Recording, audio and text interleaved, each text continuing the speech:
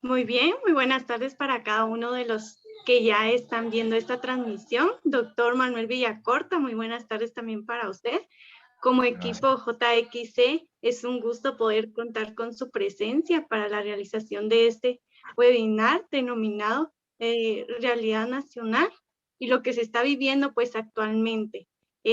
Para nosotros es un gusto tenerlo por estos medios y sea bienvenido también a todos los que nos están viendo. Cualquier duda, cualquier comentario, pueden hacerlo por medio del chat y nosotros se lo vamos a estar transmitiendo al doctor, así que sean bienvenidos. Y le dejo el tiempo a mi compañera Nancy.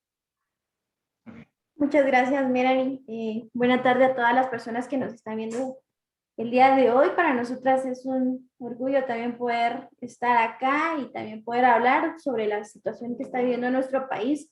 Sabemos que hay muchas falencias y que hay muchas carencias dentro de Guatemala y también como juventudes, como mujeres, como poblaciones que estamos anuentes a lo que está pasando, pues estamos acá esta tarde y esperamos a que nos puedan acompañar en toda la transmisión en vivo. También hay recordarles de que pueden compartir esta transmisión para que la información quede y se pueda también esparcir a más personas y también para que también pueden ahí reaccionar y esperamos sus comentarios. Si tienen alguna duda o pregunta, pues ahí estaremos para poder hacérselas llegar al doctor Manuel Villacorta. Entonces hoy tenemos como invitado al doctor Manuel Villacorta.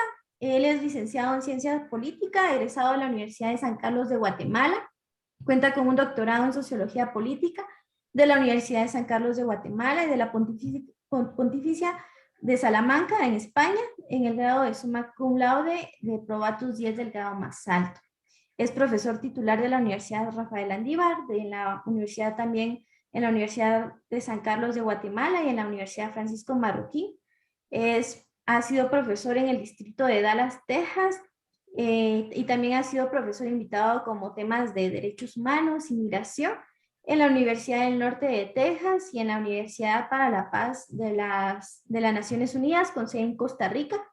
Ha trabajado en el área de consultorías internacionales para distintas organizaciones como Fundación Konrad Adenauer y la Asociación de Investigación y Estudios Sociales, así es, en Guatemala como consultor. También ha sido coordinador de la monografía de los partidos políticos en Guatemala de 1944 a 1985, Fundación Frederick Newman, y acá en Guatemala también como consultor coordinador del Manual General de Instituciones Internacionales para la Cooperación e Implementación de Proyectos para el Desarrollo. Entonces, qué gusto poder estar esta tarde con ustedes también. Y también muchas gracias, doctor, por aceptar la invitación para estar con nosotras. Esperamos a que este espacio sea productivo y también que las personas que nos estén viendo pues puedan aprender mucho, ¿verdad? Porque sabemos, como ya lo mencionaba, hay muchas cosas y muchas situaciones que son muy alarmantes en nuestro país. Sabemos de que la población joven en Guatemala es mayoría, pero también es la mayoría de población que ha estado vulnerable, la mayoría de población que no ha tenido las oportunidades dignas para sobresalir, y más en esta pandemia que estamos viviendo actualmente, ¿verdad? En la pandemia del COVID-19. Entonces, también para recordarles que puedan tener sus debidas precauciones para poder prevenirla. Y estamos acá. Entonces, doctor Manuel Villacorta, el tiempo es para usted.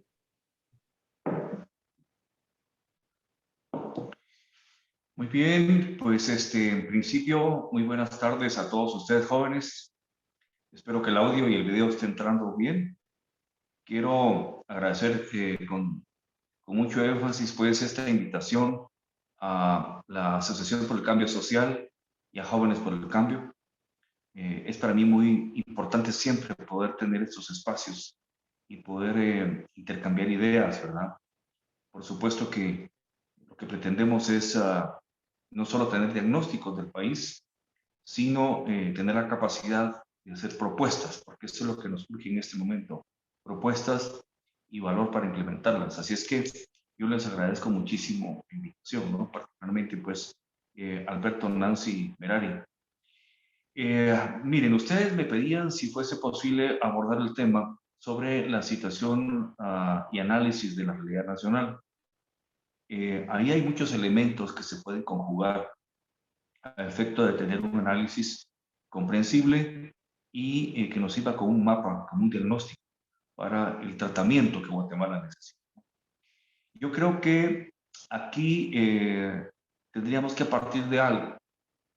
Existen simultáneamente o existieron, digamos, dentro de un punto de encuentro muy temporal, dos Guatemalas, la Guatemala prepandemia y la Guatemala con pandemia. Realmente no podemos, y eso es importante tenerlo muy claro, no podemos decir que fue la pandemia la que llevó a Guatemala al actual estado en que está. Eso sería un error gravísimo. La pandemia simplemente vino a demostrarnos cómo estaba Guatemala por dentro y vino a demostrarnos además quiénes están comprometidos con el pueblo y quiénes no. Guatemala hasta antes de la pandemia pues siempre ha sido un país con muchos problemas, muchos desafíos. Y creo que eso no tenemos que perderlo de vista, ¿verdad? Entonces, cuando hablamos de tratar de situar la realidad nacional, no podemos dejar de considerar en este momento, por la coyuntura nacional, dos temas particulares, que es el tema de la economía y el tema de la salud pública, ¿verdad? Porque creo que esos son los dos temas que están teniendo mayor vigencia e importancia en este momento. Yo recién publiqué por ahí un tweet en donde decía que hace 18 meses, cuando se inició la pandemia, el gobierno tenía dos grandes desafíos simultáneos. Por un lado, salvar vidas y por el otro lado, salvar nuestra economía. Han pasado esos 18 meses y hoy nos damos cuenta que el gobierno no hizo ni una ni otra cosa. Todo lo contrario. Un gobierno inepto, corrupto, cooptado. Lo que hizo fue profundizar la crisis económica y la crisis de la salud. En esto estamos. Nos salió peor, ¿no? Creo que este es el punto de partida. Que tenemos un gobierno que no atendió los dos temas, el tema de la salud, el tema de la economía, y que hoy sí estamos todavía peor, diríamos, que antes de la pandemia, porque nuestras condiciones pre-pandemia nunca fueron condiciones, digamos, optimistas, ¿verdad? Realmente eran condiciones muy desfavorables.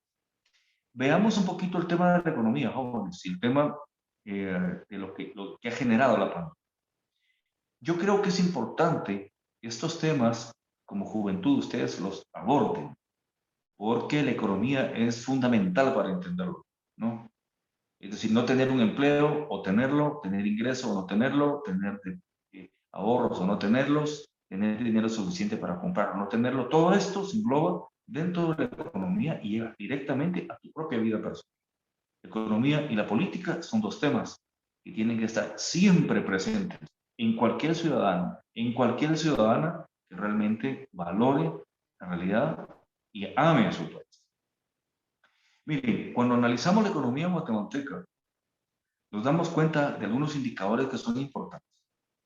En primer lugar, hace ya más de 8 años que la inversión privada externa viene en picada, viene en caída. Es decir, desde hace 8 años para acá ha entrado menos inversión internacional a Guatemala. Eso algo nos tendría que estar diciendo. ¿Por qué en Guatemala cada vez menos empresas internacionales invierten? Y es que las inversiones son fundamentales, porque esas inversiones vienen a generar empleo, vienen a generar impuestos de los cuales se nutre el gobierno, ¿no? Entonces, sí nos debería preocupar y hacernos la pregunta por qué hace más de 8 años la inversión externa privada ha caído en Guatemala. ¿Qué pasa? ¿Por qué no viene? Luego hay instituciones calificadoras, ¿verdad? Tanto de riesgo como inversión, que sitúan a Guatemala en este momento prácticamente con una calificación negativa. Ellos utilizan algunos elementos interesantes como el Estado de Derecho, como la seguridad ciudadana, como la facilidad para inversiones, una serie de elementos y determinan si un país puede ser calificado positiva o negativamente desde el punto de vista de inversiones directas, ¿no? Pues estas instituciones, la mayoría, están calificando a Guatemala en una posición regular o mala. También esto nos debería preocupar. ¿Qué está pasando? Hay indicadores muy importantes que les quiero compartir. Hay dos que en todos los países se utilizan, o al menos los inversionistas saben de este truquito, ¿no? interpretan bien esto. Hay dos indicadores que demuestran cómo puede estar en alguna medida una economía. Un indicador es los niveles de consumo de electricidad, ¿verdad? Porque los niveles de consumo de electricidad te determinan cuánta electricidad al año se está consumiendo en el país, cuánta de esa electricidad va al sector industria, al sector comercio, al sector doméstico, y nos dice la lógica que un país que está creciendo económicamente tendría que demandar cada vez más energía. Claro que hay problemas estructurales en Guatemala, lo sabemos, y de mucha conflictividad con este tema. Sin embargo, los datos son que en Guatemala, diríamos que la planta industrial en general, con toda la matriz electrónica que tenemos, no crece ni siquiera un 0.3% al año. Imagínense ustedes, no llegamos ni al 0.5% de crecimiento. Es decir, sigue igual. ¿Qué está pasando? Es otra pregunta que tenemos que hacernos. La producción de cemento es otro de los indicadores porque eso demuestra los índices de construcción que a su vez generan una serie de subsectores contratados. Pues prácticamente ya son 10 años en donde la principal empresa productora de cemento de Guatemala pues produce anualmente lo mismo. No ha habido un crecimiento verdaderamente significativo. Entonces, cuando vemos en la inversión privada externa, cuando vemos la baja calificación de las instituciones que califican por seguridad de inversión, cuando vemos el crecimiento de la planta eléctrica nacional, el tema del cemento, nos damos cuenta que algo está pasando, pero la economía no está creciendo. Esto es como cuando un médico ya tiene un diagnóstico de un paciente y hay ciertos indicadores que le están preocupando. Pero hoy tenemos otro problema muy grave, gravísimo, que es que ha habido un alza muy fuerte en el tema de los commodities, ¿verdad? Y de los mecanismos de transporte, los contenedores y todos los commodities han subido de precio en el mundo porque se ralentizó la actividad económica global y obviamente la poca que se está moviéndose con un precio más alto, ¿verdad? Un contenedor que te podría costar $3,500 para mover producto de Guatemala a Miami, hoy anda ya por los $6,000. Pues todo esto también está generando con los commodities un alza en el costo de producción de muchos empresarios nacionales. Y eso es un problema, porque tienes que encarecer el producto y ahí lo dejas de vender. Yo diría que el mercado interno está viviendo la peor depresión de su historia, porque hay datos de que ha caído la facturación a nivel nacional en decenas de miles de millones de quetzales. Se ha dejado de facturar.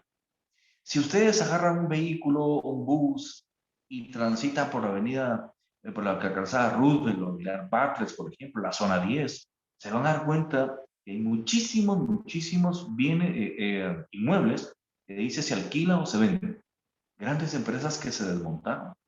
Eso es gravísimo. Eso es gravísimo y no vemos por parte del gobierno, Ministerio de Economía, Ministerio de Finanzas, Banco de Guatemala, ningún indicador que esto les importe, ni lo mencionan. Pero sí es grave por lo que genera, ¿no? Desempleo. Entonces, ha caído la facturación. Y cuando se deja de facturar, las finanzas nacionales se afectan porque deja de haber impuestos para el Estado. En términos generales, ha caído la facturación, se ha incrementado el endeudamiento, ¿verdad? De todas las empresas que han tenido que recurrir a créditos. Existe una grave crisis de liquidez. Las empresas no tienen cash flow, liquidez para poder invertir. Y han caído en lo que se llama la reducción de costos, que lo primero que afectan es con los despidos. Ustedes saben y habrán tenido ya amigos o conocidos, o ustedes mismos quizás ya lo vivieron, que fueron despedidos porque las empresas ya no podían operar con el personal que tenían. Ese es un impacto muy grande. Entonces, cuando nosotros sumamos todo esto y nos vamos, por ejemplo, a estadísticas que ha dado el propio sector privado, ya son cientos de miles de empleos perdidos. Imagínense ustedes lo que eso está significando. Aproximadamente se considera que son 350,000 empleos los que se han perdido. Una caída en la facturación de 60,000 millones de quetzales. Y algo que es muy preocupante también es que en esta pérdida de empleos se pierde una liquidez colectiva que a la vez va haciendo que otras empresas cierren por falta de ventas. Si ustedes se van, por ejemplo, al registro mercantil, y hablan con el equipo de registro mercantil, que es una dependencia del Ministerio de Economía, que es la que se encarga de registrar las empresas, les van a decir que la demanda de creación de nuevas empresas cayó terriblemente y que lejos de eso, son muchísimas los empresarios pequeños, medianos y grandes que están llegando a cancelar sus matrículas porque ya no van a operar. Si ustedes van al IX, por ejemplo, hay datos verdaderamente preocupantes.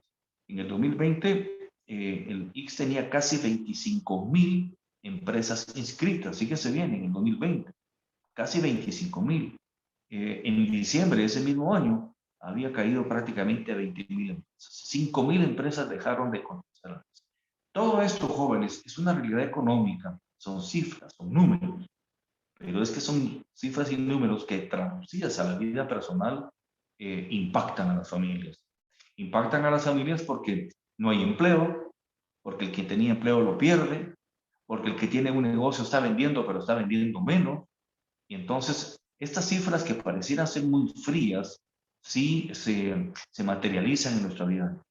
Este perfil económico es un perfil que tenemos que tener presentes en forma permanente, porque es importante tener.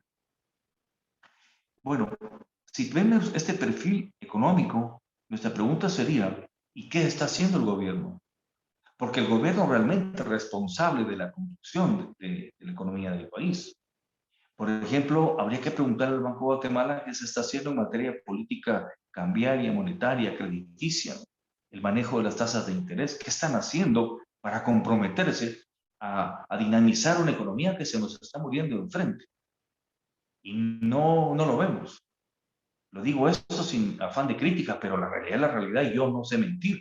El ministro de Economía, que debería estar metido de cabeza en estos problemas, está vinculado ahorita con un negocio sucio con una empresa rusa. ¿Qué está haciendo el ministro de Economía en esta negociación oculta, oscura, y no atendiendo estos problemas, que son los problemas que por obligación constitucional, como ministro, debería estar atendiendo? Es un irresponsable, porque esto está incidiendo en la vida de todos los guatemaltecos. Si nos vamos al tema de la salud, jóvenes, pues este es un caso también importante y no menos delicado. Fíjense bien, cuando empezó la pandemia, todos estábamos preocupados y se vino una serie de críticas contra el gobierno desde un principio. Y esas críticas fueron arreciando hasta el momento, al extremo de que de cada 10 guatemaltecos, 9 rechazan la administración del presidente Yamatei y califican 10 de 10 mala la política pública en salud después de la pandemia. Cuando eso pasó, porque se trata de hacer propuestas, ¿verdad? No solo de hacer un diagnóstico o de criticar, también hay que hacer propuestas.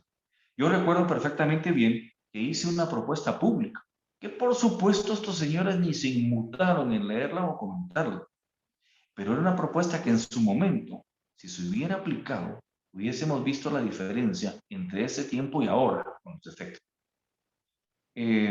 Por ejemplo, yo le sugería al gobierno un encierro social total, ¿verdad? Por lo menos de 90 días.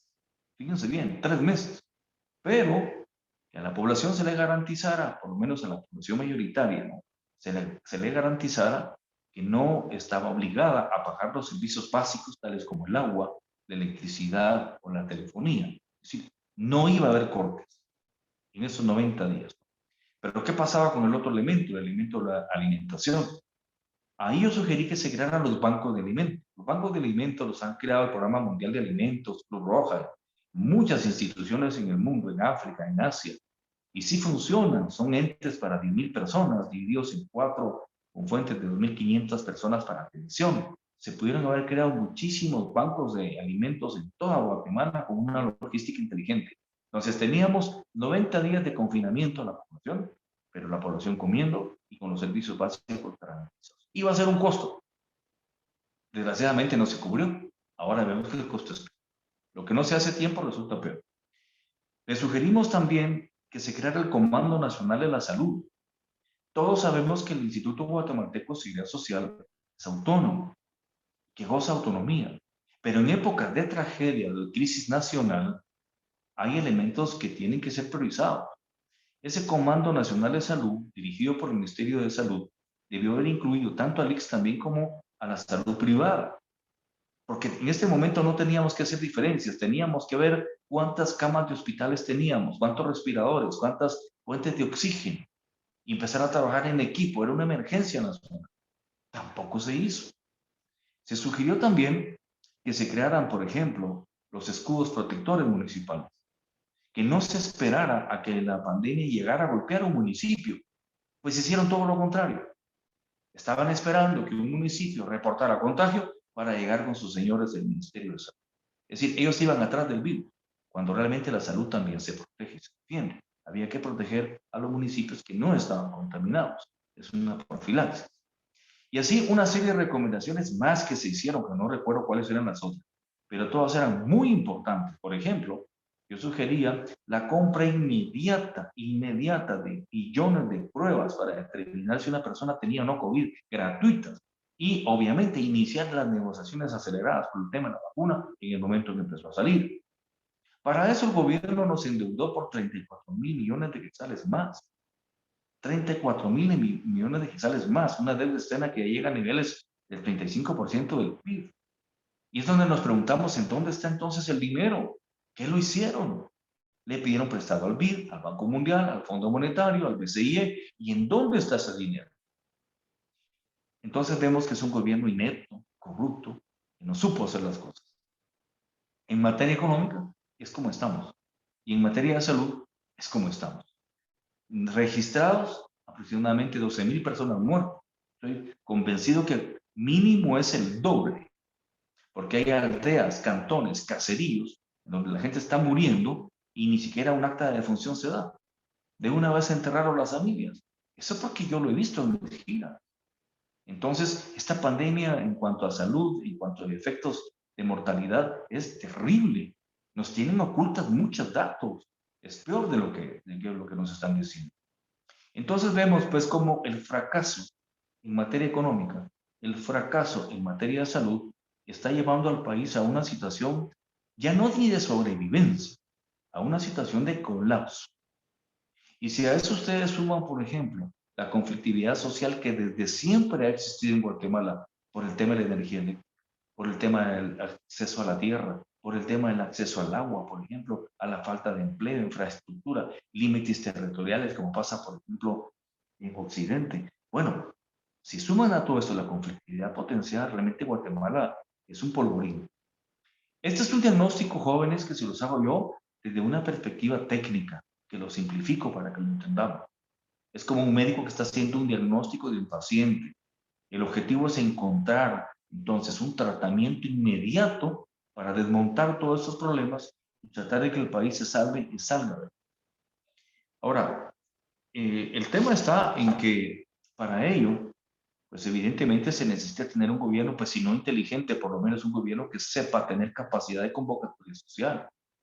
Que si no sabe y no puede hacer las cosas, pues que llame a un gran diálogo nacional y que los colegios profesionales, que los grupos empresariales, las cooperativas, las universidades, estén presentes, los centros de investigación, estén presentes para analizar todos estos temas y llegar a un punto de encontrar una agenda nacional urgente que vaya superando todo esto.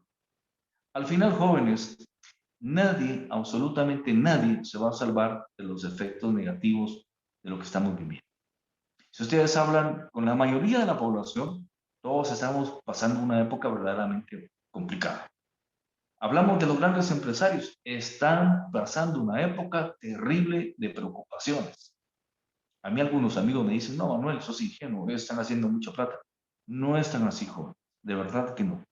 Ellos se están quejando mucho que no hay infraestructura, que el contrabando, que las extorsiones, que ha caído la venta, la facturación, que la competencia total, muchas cosas, porque es el país también que ellos fueron construyendo. Porque siempre lo he dicho, lo voy a repetir, ahí hay una gran responsabilidad. Nadie puede negar que ellos han tenido un gran poder político, que han incidido en los medios corporativos, que han incidido en financiamientos a los partidos y que de una u otra forma son responsables de haber puesto a la gente que está en el gobierno. Pero como no se trata en este momento de echarnos culpas, porque el barco se está hundiendo, en este momento se trata de ver todos hacia adelante y ver cómo lo salvamos. Entonces, sí se necesita un alto en el camino. Las cosas no van bien. No tenemos autoridades, no se habla del tema de la economía, el tema de salud tampoco se aborda, más que aisladamente, una u otra noticia por ahí, pero integralmente no se aborda por parte del Estado. El hambre, Guatemala ha sumado prácticamente 2 millones más de personas en pobreza y pobreza extrema después de la pandemia. ¿Quién habla de estos temas? ¿Qué estará pasando en las comunidades de la costa sur, por ejemplo, abandonadas? ¿Qué estará pasando en el corredor seco? ¿O la gente abandonada en el Petén, en los caseríos? ¿Tendremos idea de lo que estarán viviendo? ¿Quién dice algo de eso? Entonces, realmente, jóvenes, este es un problema muy grande, muy complejo, ¿verdad? Salidas hay. Así es que yo creo que por ahí podría ir dejando la introducción a efecto de que ustedes puedan preguntar, quienes estén interesados en hacerlo, y tratar de darles las respuestas en función a las posibilidades de acción inmediata que podríamos tener para enfrentar esta crisis. Así es que muchísimas gracias. Les dejo entonces a ustedes la palabra.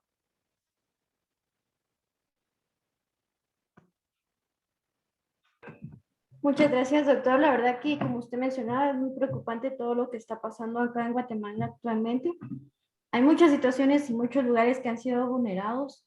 Lamentablemente, como usted bien dice, el gobierno no está haciendo nada y eso es algo que está muy visible en todos los municipios, en todos los departamentos de Guatemala. Porque, como también ya mencionaba antes, de que la pandemia no vino a hacer ningún, no vino a hacer más fuertes los problemas, sino que ya eran problemas que estaban anteriormente. Pero estos problemas se han hecho aún más grandes por todas las situaciones que se están viviendo, toda la corrupción que se está viviendo con las vacunas, todo el dinero que se está desviando de a donde correspondería que se tendría que mandar. Pero eso es lo que está pasando realmente en Guatemala. O sea, es algo muy preocupante en lo que los jóvenes hoy en día nos estamos preguntando qué está pasando en nuestro país y por qué nuestro país está así.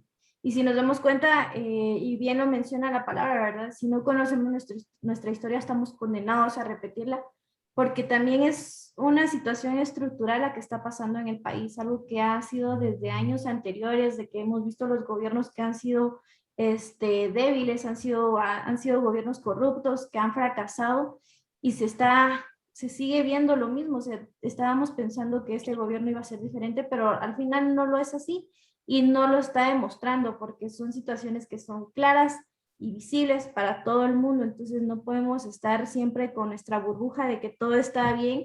Y también algo que le decimos a los jóvenes, ¿verdad? De reflexionar en qué está pasando en nuestro país, analizar qué está pasando y también proponer, porque no solamente, como usted lo mencionaba, no solamente es hacer un diagnóstico, porque para hacer diagnósticos hay muchos estudios sobre Guatemala, cómo está actualmente, pero también tenemos que proponer desde ya, actuar, accionar, porque si no actuamos, no accionamos, no nos involucramos, pues también nuestro país va a continuar igual y después estamos como siempre, ¿verdad? Quejándonos de que por qué subió la luz, de que por qué subió el agua, de que por qué está pasando esto, porque no hay ni siquiera entrega en kits en los hospitales por el COVID. O sea, hay personas que tienen COVID y van hacia los centros de salud o al hospital y les dicen ya no tenemos kits, ya se agotaron. Eso es algo que hemos visto actualmente acá en San Marcos, que ha sido muy visible, de que hay mucha gente que está enferma y ni siquiera se les dan los kits necesarios para poder tratar este virus. Entonces también es muy importante poder recalcar eso, ¿verdad? Que hay muchas debilidades en cada uno de los sectores de nuestro país y en cada uno de las áreas también que está pasando. Acá en San Marcos se vive también muy fuertemente la migración y también cómo es de que la migración ha estado incrementando, cómo es de que la migración ha continuado, a pesar de que estamos en una pandemia, pues la gente decide huir del país porque eso es lo que está pasando. Porque los jóvenes ahorita se están yendo porque no hay oportunidades y como usted lo mencionaba al inicio, muchas personas han estado siendo despedidas de sus trabajos porque han cerrado las empresas, han colapsado, hay muchas situaciones que se están viviendo. Entonces sí son cosas que son latentes y que aún continúan y a veces nos preguntamos, ¿y cómo va a estar Guatemala de aquí a un año, 2 años? ¿Cómo va a estar Guatemala después del COVID? Entonces también son preguntas que se hacen mucho de los jóvenes y también agradecemos a las personas que nos están viendo en vivo. Hay muchas personas que nos están viendo. Saludos también a todos los departamentos que nos están viendo, a todos los municipios, porque sí es mucha gente.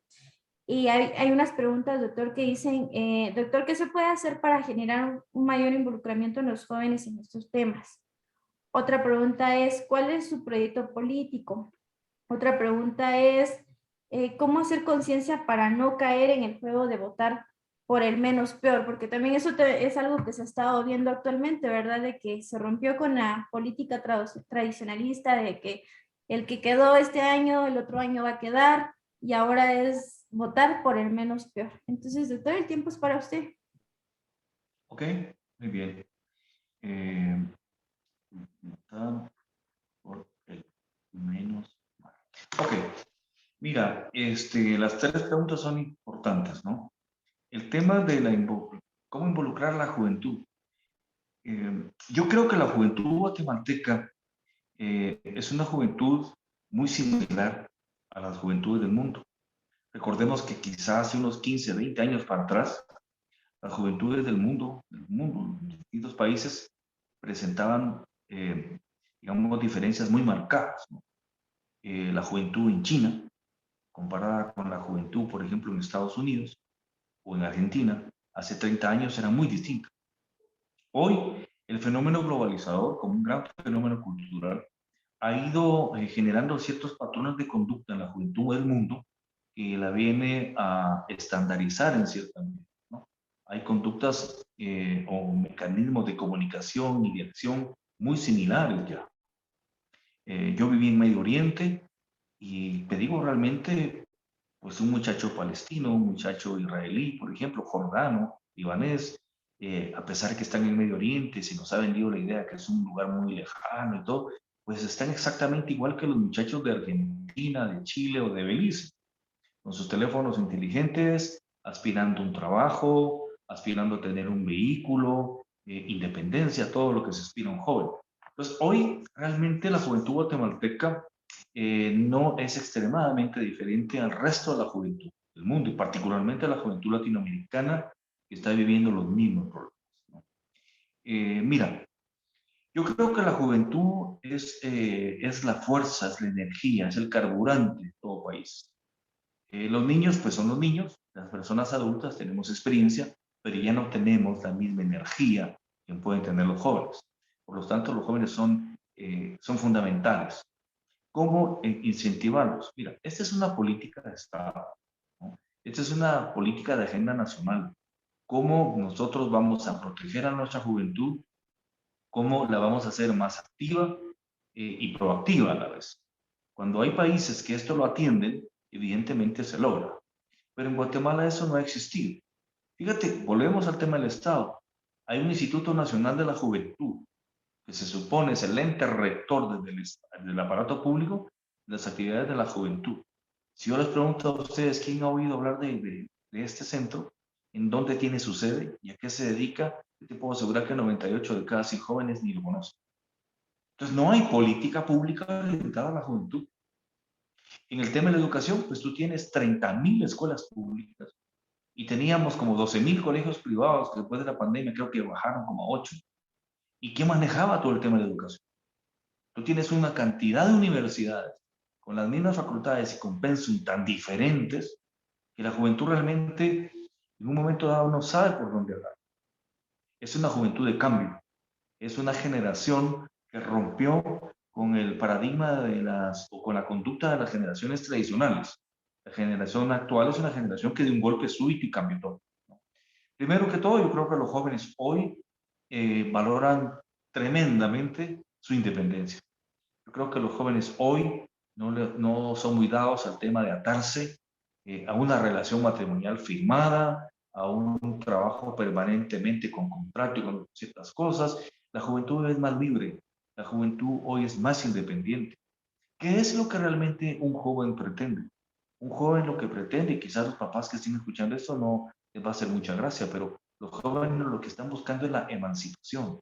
Es decir, yo ya no quiero estar en mi casa, yo tengo 24 años, yo no quiero estar aquí con mis papás y es tiempo, yo viva en un apartamentito, que viva con 2 o 3 amigos en un apartamento, como hace la juventud en otros países del mundo. Yo quiero estar libre, vivir mi propia vida, experimentarla yo. Es decir, ese deseo de emancipación, de libertad, de independencia. Pero se recuerdan que al principio de la plática hablábamos de la economía. está vinculado con el tema económico.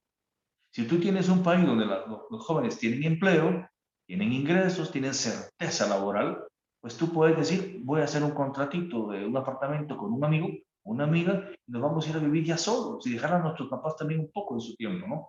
Y dedicarnos a empezar a lo segundo, que es a construir un patrimonio. Todos los jóvenes buscan construir un patrimonio, tener una moto, un vehículo, comprar un apartamento, una casita, como se va pudiendo todo. Pero eso no se permite, no es muy difícil en un país joven. Entonces, cuando tú no tienes estos elementos como objetivos alcanzables para la juventud va perdiendo el ánimo, va perdiendo el sentido de participación y puede entrar, y eso es grave, en una especie de anomia, que significa como una indiferencia a todo lo que pasa a mi alrededor y a la sociedad, y eso es grave. Mira, sin embargo, en medio de esa situación, yo puedo ver, por ejemplo, el programa de ustedes hoy, Jóvenes por el Cambio. Ustedes hoy están invirtiendo su tiempo, han estudiado los temas, están estudiando lo que hacen con las personas que entrevistan, están informando a todas las personas que están conectadas, las están ayudando a formar opiniones, tal. Ustedes están asumiendo una responsabilidad. Esa responsabilidad que ustedes están asumiendo, porque casi todos los días tengo Zooms, lo veo en toda Guatemala, jóvenes de Chiquimula, del Petén, de San Marcos, otros grupos de Quetzaltenango, de las facultades, del Cuntoto, del CUSAM, de todas partes con las que me relaciono, y están preocupados por el país. Eso a mí me demuestra que no está como mucha gente cree. Yo creo que la juventud guatemalteca también sí está asumiendo su responsabilidad. Con mucha madurez, he tenido como este Zoom reuniones verdaderamente impresionantes con la juventud, muy buenas, muy formados, los muchachos de las universidades. Entonces yo creo que la juventud va a participar más, va a dar un paso a involucrarse más cuando sienta que esto vale la pena hacerlo, que vale la pena hacerlo. Pero cuando tú tienes que no hay empleo, cuando tú tienes que cada año se gradúan 200,000 jóvenes de diversificado y solo 10,000 consiguen un empleo formal, imagínate, ¿qué pasa con los otros 190,000 que no lo consiguen? Y cuando hablamos de un empleo formal, ¿qué es? Pues sí, es ir a un restaurante de comida rápida, o tal vez a un call center, que no está mal para empezar, está bien, es digno todo trabajo. Pero después de eso, ¿qué viene? ¿Qué oportunidades hay? ¿Y qué pasa con los 190,000 que no consiguieron trabajo después de 16 años de estudios desde que empezaron el primero primaria? Entonces, si la juventud ve que hay motivos de lucha, que hay incentivos alcanzables, la juventud se va a involucrar más. Y ahora, si tú lo llevas al plano de la política, ¿cómo hay ahora? ¿Cuál es el ejemplo que la partidocracia corrupta le vendió o le demostró a los jóvenes de Guatemala? Que aquí priva la corrupción, la falta de ética, la falta de moral, la desvergüenza. Entonces los jóvenes dicen, yo no quiero participar en política, sin darse cuenta que eso no es política, esa es politiquería corrupta. La verdadera política es linda, como dice Pepe Mujica, es simplemente la forma de hacer felices a los pueblos, con honestidad, con desarrollo, con ejecución de proyectos. Aquí no ha habido política. Cuando el joven empieza a experimentar la verdadera política, cuando empieza a experimentar que sí hay posibilidades de crecer, se va involucrando. Pero no está muy dispuesto a ir a las plazas, no está muy dispuesto a eso si realmente es después de eso, ¿qué? Y nada cambia. Entonces, hay responsabilidad de nosotros, los viejos, de comprometernos con los jóvenes, de irles dando, en la medida de lo que se pueda, los caminos para que participen. Los jóvenes quieren participar, quieren ser dueños de su propia historia, construir su propio destino. Hay sociedades, por supuesto, que han trabajado para ello. No digamos los nórdicos, los escandinavos, en Europa, en otros países. Yo considero ingrata, injusta la situación de la juventud guatemalteca. Eso sí, porque realmente no se trabajó ni se pensó para que esta nueva generación pudiera entrar en condiciones mejores. Porque de eso se trata. Cada generación trabaje para abrir el espacio a la que viene atrás. Pero eso es lo que tenemos. Entonces no nos queda más que esperar y añorar una juventud combativa, una juventud valiente, propositiva, que canalice toda esa energía y que participe. Porque participando sí podemos cambiarlo. Bueno, en el tema de mi proyecto político, mira, Yo fui candidato a la presidencia por accidente, diríamos, ¿no? Yo regresé a Guatemala después de un largo periodo de exilio y mi tema era analizar la situación nacional, escribir en los periódicos, en fin, estudios académicos. Pero me di cuenta que todos deberíamos de participar en política, que para expulsar a esta partidocracia corrupta, a todas esas caras que están saliendo ya en TikTok y todo, que ya nos tienen hastiados, tenía que participar la gente buena y unirse. Y entonces se empezaron a acercar a mí varios partidos políticos en las elecciones pasadas para ofrecerme la candidatura presidencial. Prácticamente todos los de la izquierda y un par de partidos de la derecha moderada.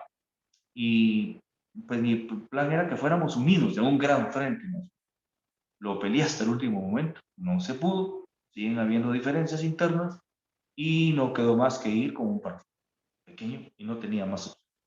No nos fue mal, logramos 5 diputados, eh, mucho acoso, eso sí, de los medios corporativos, nos trataban de desacreditarnos, hubo un fraude electoral terrible que nos quitaron miles de votos, eso yo lo sé, porque tengo los documentos en mis manos, cómo se alteraron, los tengo, y nunca prosperaron los reclamos. Pero esa experiencia política, que es dura, porque hacer campaña es muy fuerte, y la campaña presidencial es la más difícil, me enseñó mucho, mucho, conocí bien ese monstruo de la partidocracia corrupta. En este momento, mira, como sé que es una partidocracia poderosísima, ¿verdad? Que incluye muchos sectores aliados. Ustedes ya saben a cuáles me refiero y que son los que cooptan todo en el país. Pues la otra salida es el propio pueblo, que tenemos que trabajar con la población, tenemos que trabajar precisamente con la juventud. Entonces me di cuenta que el tema era de formación. Y después de las elecciones, yo no gané, ya no tenía nada más que hacer, me estaba dedicando entonces, además de mi trabajo personal, a formación de juventudes, ¿verdad? Con una plataforma social de poder ciudadano, con cursos de formación, incluyendo historia contemporánea, ideas políticas, problemas socioeconómicos, en fin, y hemos actuado con más de 5.000 jóvenes ya online y en forma directa, personal, porque lo que tenemos que hacer es formarnos. Una persona formada, leída, educada, esa persona no le engaña a cualquiera. Entonces ya nos dimos cuenta que el problema en Guatemala no solo es la partidocracia corrupta, es una gran cantidad de población que no está muy formada políticamente y que le engañan porque le regalan un molino o porque sacan una cancioncita muy emocional y no. Entonces he estado en eso. Sin embargo, yo no subestimo la posibilidad de participar de nuevo en política. Es algo que, pues, evidentemente, si el destino me lo exige, pues lo vamos a hacer. Pero tiene que ser con un proyecto muy fuerte. He estado teniendo reuniones después de las elecciones con gente que nos busca. Ya hay 4 o 5 partidos que han insistido de nuevo en ofrecerme la candidatura presidencial. Les he dicho que es muy prematuro, que estamos respetando los tiempos del Tribunal Supremo Electoral, pero creamos ya un proyecto muy interesante, les cuento, que se llama Plataforma Guatemala Va. Lo pueden buscar en Facebook, estamos empezando. Tenemos sede en San Marcos, precisamente, hace unos días la inauguramos y ahora vamos por otros departamentos en estos días, que es un centro de conjunción social, no es un partido político. Ahí queremos recibir sindicatos, cooperativistas, grupos de mujeres, en fin, para ir produciendo nuestra agenda de Estado, que queremos con nuestras propias propuestas. Y luego, cuando tengamos esa base social y esa agenda que nos una a todos, voy a buscar entonces una alianza política con 2 o 3 fuerzas progresistas, hacer una coalición y ir soñando pues con un proyecto distinto. En eso me encuentro en este momento. Con eso yo le respondo esto a quien lo haya hecho. Y luego, ¿cómo no votar por el menos peor? Mira, cuando no puedes votar por algo bueno, mi respuesta es no llegues a votar. No puedes uno a votar por lo menos peor, porque todos son lo mismo. Aquí ha habido una trampa. ¿Cómo se hace un fraude electoral? Es muy claro. Primero se inicia con una encuesta falsa, donde te ponen a una señora que la conocemos todos siempre en primer lugar, la que le dice y que le meten miedo a la gente, ¿no? Entonces, en segundo lugar, esa encuesta falsa te pone a un Jimmy Morales. Después te puso a un Yamate. Falso, todo, falsísimo. Y le venden los medios corporativos a las personas con sus, entre comillas, analistas políticos, la idea de que lo menos peor es el segundo, que por favor votemos por el segundo. Y todas las personas que confían y creen en eso van y votan por el segundo. Trampa, es lo mismo. El primero y el segundo vienen de la misma matriz. de la misma corrupción. Y esa trampa nos la están haciendo cada vez más. Y a los candidatos que realmente somos distintos, nos ponen de último, nos marginan, no comentan de nosotros.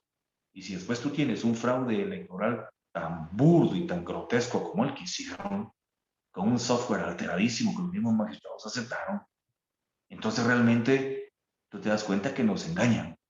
Es como que tú vayas a una zapatería a comprar y dices, mire, yo traigo, mi número es 8. Pues aquí tengo 10 pares, 8. Sí, pero todos los pares son iguales. Entonces yo puedo comprar, pero no puedo elegir. O agarrar el que agarre es el mismo. Pues lo mismo pasa con la partidocracia. Pues esto lo tenemos que tener claro y no nos tenemos que dejar engañar por esas falsas encuestas porque las hacen grandes compañías internacionales y porque se están publicando en los grandes medios corporativos. La pura mentira es como van manipulando la opinión pública. Esta vez ya la población ya lo usó, ya la gente ya no cree. Hemos denunciado esa metodología perversa. Entonces, no se trata pues de votar por el menos peor. Siempre va a haber alguien bueno en un proceso electoral o una mujer candidata buena, en fin, y orientarnos precisamente a votar por lo bueno y que no nos obliguen a lo menos bueno o a lo menos peor, porque esa es una trampa que desde hace 16 gobiernos nos vienen repitiendo y miren en el momento o en la realidad en la que nos.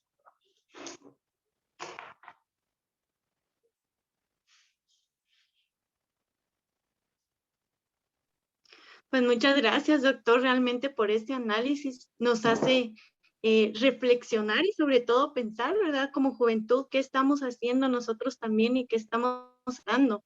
Hay algo muy fundamental que usted comentaba, ¿verdad? Que la juventud de acá, de nuestro país, también se parece a la de otros lugares, a la de otros países de Latinoamérica. Y realmente en periodos anteriores, en situaciones anteriores, nos hemos dado cuenta, ¿verdad? Que la juventud está pasando por situaciones similares también en los países vecinos. Entonces, ellos también están inmersos en esta problemática. Una pandemia que ha venido a afectar a toda la población, no solo a la población adulta, a la población joven, sino a todos realmente. Pero también nos damos cuenta que ha habido un gran desajuste por medio del gobierno al no proveerle a la población todo lo necesario para que pueda salir avante ante estas dificultades que están viviendo. Y si nos ponemos a pensar que en cuáles son las secuelas que vamos a observar más en el futuro o más adelante, de aquí a unos meses, pues caemos en que básicamente la salud mental de la población pues va a decaer bastante. Hemos visto desde mi perspectiva que yo doy prácticas de psicología, pues que se han elevado los índices de ansiedad, los índices de depresión. En los jóvenes hay un gran desacuerdo, hay un gran desajuste emocional por todo lo que están viviendo. Somos jóvenes que en un momento queremos salir adelante, que queremos luchar, pero no encontramos como que esas oportunidades que nos ayuden. Si buscamos un trabajo, pues nos piden tantos requisitos, nos piden tantas cosas que a veces decimos es difícil llegar a estos puestos que realmente nosotros queremos optar en el futuro, que queremos ahora mismo. Pero también hay otro punto de vista y hay otra realidad también que nos preocupa bastante, que es la realidad de las mujeres, de las chicas. Si nos damos cuenta que los jóvenes, hombres, que muchas veces tienen más oportunidades, podríamos así decirlo, pues en las mujeres estas oportunidades todavía se han limitado más y son quienes también están pasando por una situación muy difícil, ¿verdad? De tener que adaptarse a esta realidad, de decir, pues, tengo que buscar un empleo, pero no puedo, no consigo. Las pocas oportunidades que hay no las dan a nosotras. Entonces, doctor, con respecto a eso, ¿cómo considera que ha sido la participación de las niñas, de las adolescentes y jóvenes? ¿En qué contextos usted las ha visto más inmersas ahora en la pandemia? Bueno, Melanie, mira, has tocado dos temas verdaderamente neurálgicos de extraordinaria importancia. Quiero hacer referencia brevemente al primero, ¿no? Y tú hablabas del tema de la salud mental. En Guatemala, la salud en general, como la educación ya se ha convertido en un privilegio. El que tenga recursos económicos, qué bueno que los tenga, no estoy en contra, podrá ir a hacerse la prueba del COVID, o podrá ir a comprar el tratamiento, o podrá hacerse una operación de una apendicitis, una hernia. Pues qué bueno que las personas tengan los recursos para hacerlo. Quienes los tengan, qué bueno. Pero sabemos que no es la mayoría. Entonces, hoy la salud se ha vuelto un privilegio. Solo a las personas que tienen el privilegio de poder acceder a la salud pueden tener acceso a ella a la vez. El tema de la educación, hoy, pues es también un privilegio. Las universidades tienen un precio, un costo. Y luego, además de eso, resulta que si tú estudias una maestría, pues necesitas invertir dinero. Y si estás estudiando un doctorado, pues más. Es decir, tú tenías tiempo para estudiar. Qué privilegio, porque es que yo no puedo, yo tengo que trabajar 16 horas diarias. Es decir, estamos tan mal que la salud, que la educación, que el trabajo son un privilegio, cuando realmente deberían de ser un derecho general para todos. Entonces, si en esas circunstancias, fíjate, la salud física como tal es un privilegio y está tan abandonada en Guatemala, obviamente la salud emocional y mental, ¿en qué rango se encontrará? Yo he hablado con muchos psicólogos como tú, jóvenes, psiquiatras también, y están muy preocupados por todo lo que está pasando, porque los problemas de ansiedad, de depresión, de estrés, insomnio que estamos viviendo, y particularmente los jóvenes, es grave. Porque fíjate que hay dos grandes desafíos, es lo que yo veo. Hablemos de los jóvenes. Los jóvenes tienen que luchar, que sobrevivir en materia del tema de la salud.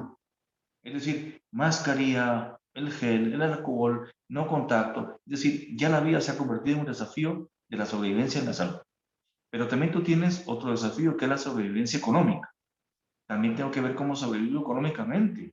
Cómo tengo un poco de dinero para comprar lo más mínimo que yo necesito. Entonces, el desafío de la sobrevivencia de la salud, el desafío de la sobrevivencia económica, son una presión tan grande que están generando un tercer desafío, y es la sobrevivencia emocional. Esto es muy grave, gravísimo lo que está pasando.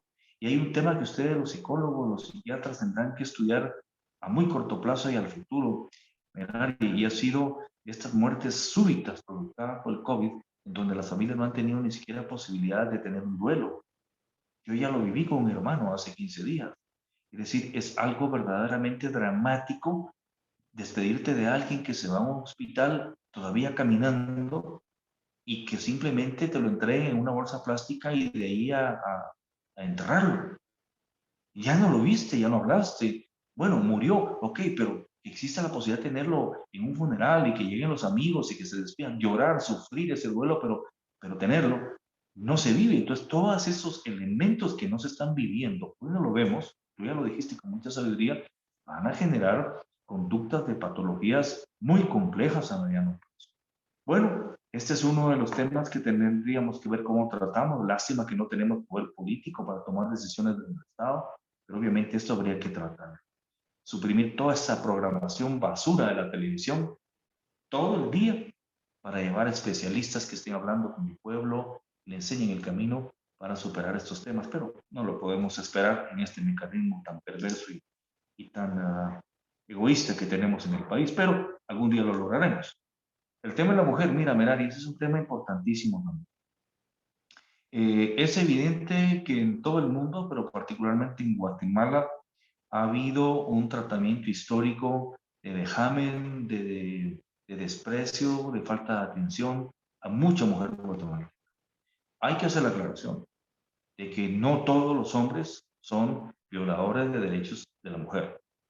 Hay que hacer la aclaración. Pero como conducta, como un patrón cultural, evidentemente en Guatemala ha prevalecido un patriarcado abusivo y respetuoso. Eso estoy de acuerdo. Y a toda escala. Desde las escalas más altas económicamente, donde tratan a las mujeres en una condición muy lamentable, hasta escalas sociales pobres. Es una práctica cultural, ¿no? Por eso se dice que el machismo no es más que el miedo a la mujer que ya no tiene miedo, ¿no?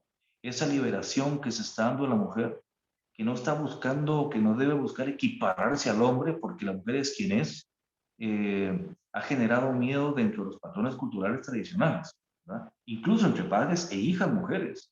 entre esposos con esposas, entre novios, en fin, porque la liberación de la mujer como un ser humano que tiene acceso, que tiene derecho a ocupar el rol que le corresponde en toda sociedad, es muy fuerte para una sociedad tan cerrada, tan autoritaria y patriarcal como la nuestra. Recuérdate que nosotros venimos desde, desde 1492 en una cultura de gobiernos autoritarios, violentos, y es la forma como se ha dicho. Por ejemplo, veo gente de mi generación que en tono de broma lo hacen y dicen, sí, pero en mi tiempo mi mejor psicóloga era la chancleta de mi mamá o su cinturón, haciéndole un culto, una reverencia a la violencia.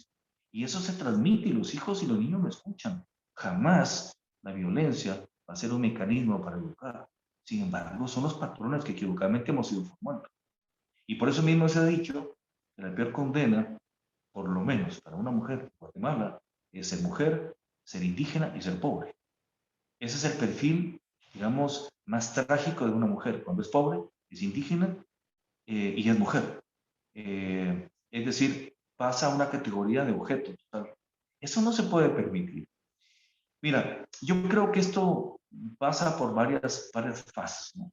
En primer lugar, yo creo que la mujer guatemalteca está dando la lucha por ganar esos espacios en todos los ámbitos. Eso estoy convencido. Algunas más activistas que otras pues quizás no están metidas en un activismo, pero ya saben defender sus derechos, saben defender los derechos de la mujer o de sus hijas, y eso es bueno. El sujeto agraviado es el que está tomando la preeminencia de la defensa. Eso es bueno, era lo primero que teníamos. Segundo, necesitamos una legislación verdaderamente implacable, ¿verdad? Que no pase, digamos, al tema de favorecer deliberadamente, exacerbadamente el tema de por qué mujer es mujer. No, simplemente que se haga justicia. Que la mujer no pueda, digamos, experimentar ninguna situación que termine quedando en impunidad. Es decir, que todo aquel infractor contra los derechos de las mujeres sepa que la ley se le va a aplicar y con un castigo ejemplar y tajante. Entonces tenemos la lucha de las propias mujeres, tener un sistema jurídico que erradique de una vez o hasta donde sea posible esas malas prácticas a través del miedo de la represión judicial. Y tercero, yo diría también que nos está haciendo falta, Merari, un programa nacional de formación moral también y de una visión distinta en cuanto a la educación del hombre en relación a la mujer. Desde niños en los hogares, en las escuelas, en los centros de educación privada. Es decir, inculcarle al niño desde pequeño que no tiene ningún derecho sobre una mujer. Que los derechos del niño son unos y los derechos de la niña son unos. Que debe respetar, ¿no? Yo creo que todo esto y algunos elementos concomitantes que tenemos que ver. Bueno, tiene que existir un mecanismo que también castigue moral, económica y legalmente a todos aquellos medios de comunicación que están haciendo de la mujer un sujeto comercial. Porque realmente es que eso es lo que no podemos permitir. Y tú te pongas a darle un pasón a la televisión nacional y veas que en todo lo que transmiten es el utilizamiento de la mujer como un objeto. Ese es el mensaje que se le está mandando al televidente. Es decir, es toda una serie de elementos integrados en una sociedad de responsabilidades compartidas en donde eso tiene que ocurrir. Porque no es justo que la mujer guatemalteca viva con miedo, miedo al acoso, miedo a que no se le considere capaz de ejecutar una tarea de la cual es capaz. Es decir, en otros países eso está más que superado, ¿ya? Sin embargo, ha habido avances. Fíjate que según datos que tengo, el 60% de los estudiantes universitarios en Guatemala ya son mujeres. Más del 50%, 52% de ciudadanos empadronados son mujeres. Es decir, estas son estadísticas también que nos vienen a demostrar que ha habido avances, ¿verdad? Quizás no conviene llegar a extremos, ¿verdad? A luchas, digamos, radicales, en fin, sino una lucha técnica, científica, fuerte, sustentada, que consiga paso a paso cada día avances. Yo creo que no estamos bien, definitivamente no estamos bien con el trato a la mujer guatemalteca, pero eso no deja de dejar ver que ha habido avances producto de la lucha de las propias mujeres. Los juzgados de feminicidio, las mujeres ejemplares en Guatemala que han dado una muestra de valentía y de coraje, por ejemplo, Tel Maldana y algunas otras jueces, por ejemplo, periodistas valientes. Todos esos ejemplos nos demuestran que la mujer guatemalteca ya no es la misma de hace 10 años. Pero eso no significa ya está. Falta mucho, pero sí está en nosotros los hombres la responsabilidad directa de darnos cuenta que la mujer no es un objeto, que la mujer no es menos ser humano que un hombre y que el respeto a la mujer parte del respeto a la madre, a las hermanas, a las hijas que se puedan tener. Así es que la lucha continúa por ese medio. Yo creo que ya se avanzó, pero evidentemente no hay que perder la presión porque puede haber un retroceso. Hay que continuar con ello.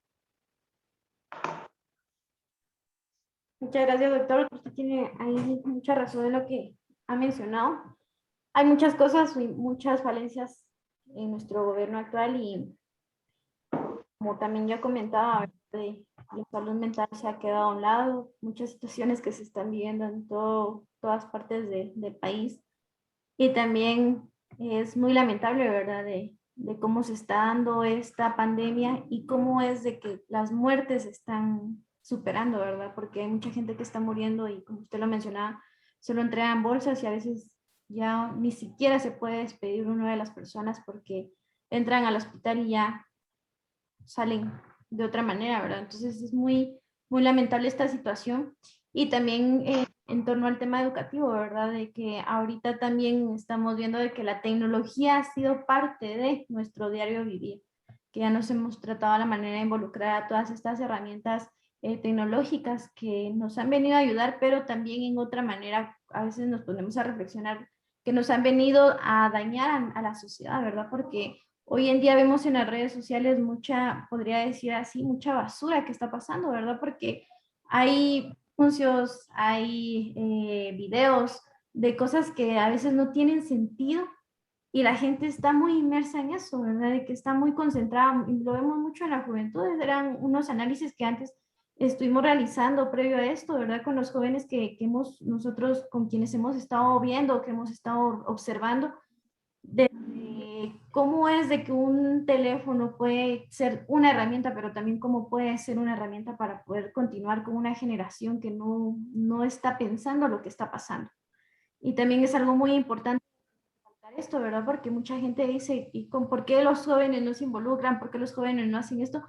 Porque también desde nuestro contexto histórico también esto ha sido minimizado ya, y como bien mencionaba un artículo donde la pobreza lo que hace es crear esclavitud, lo que hace es que entre más pobreza haya en un país, pues más poder se le da a quien esté arriba. Entonces también son situaciones que se están viendo en nuestro contexto y que también es algo alarmante y algo muy importante de ponerlo en la mesa, ¿verdad? De poder dialogar este tipo de cosas porque hoy como juventudes tenemos que saber lo que está pasando en nuestro contexto y tenemos que saber la realidad porque a veces las noticias, las cortinas de humo, todas las situaciones que a veces nos hacen caer por situaciones que no se están dando y es ahí a donde nos vamos, por las fake news que les dicen, ¿verdad? Noticias falsas, todo lo que tenemos a nuestro alrededor, porque hasta se mira en las mismas noticias que pasan en la televisión, ¿verdad? De que no dicen la realidad, o sea, son cosas que se están viendo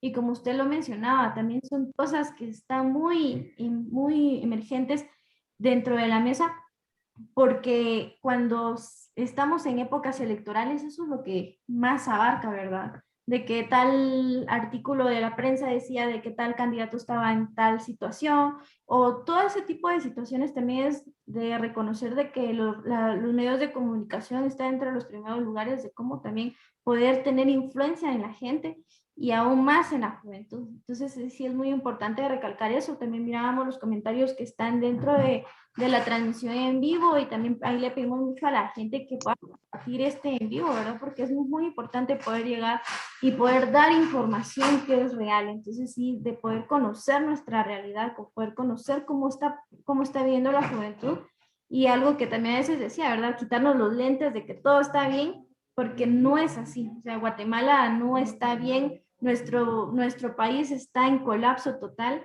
y si seguimos como estamos, pues dentro de unos años no nos esperemos en que vaya a mejorar todo esto, porque la realidad nacional nos está diciendo nos está dando este diagnóstico, como usted lo mencionaba, de cómo estamos actualmente, pero también de cómo nosotros tenemos que quitarnos esos lentes de que todo está bien y ver lo que realmente está pasando en las comunidades.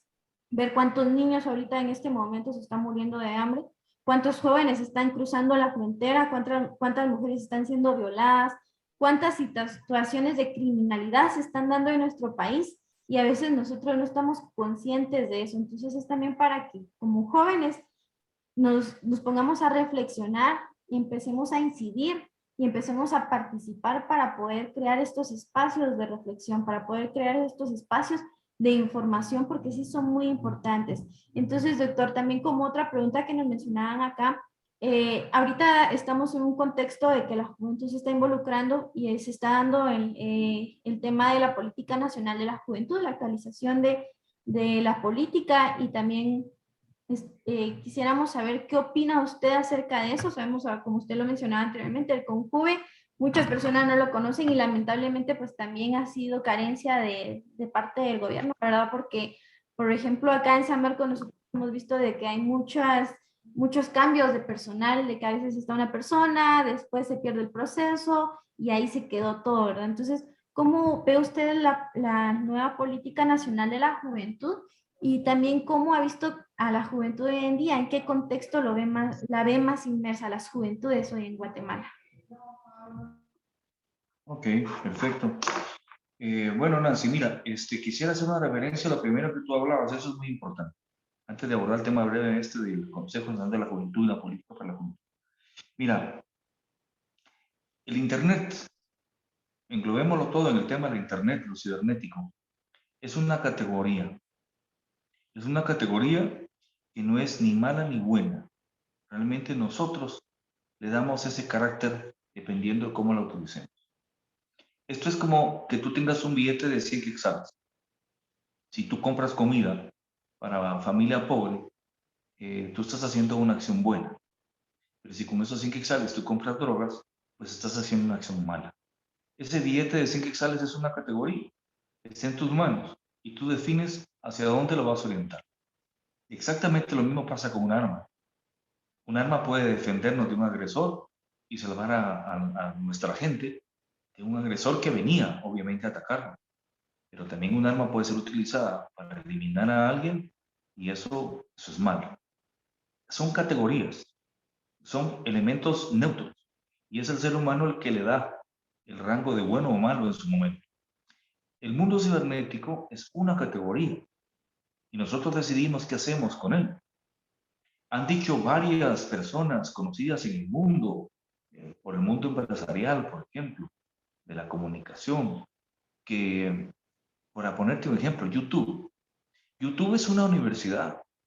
Yo resuelvo muchas cosas jóvenes a través de YouTube, que porque mi vehículo tiene un ruido, pues pongo el modelo y mejor si hago la búsqueda en inglés, porque ustedes saben que del Internet el 80% de la información es en inglés. Entonces, si tú no manejas el inglés, vas a tener más datos.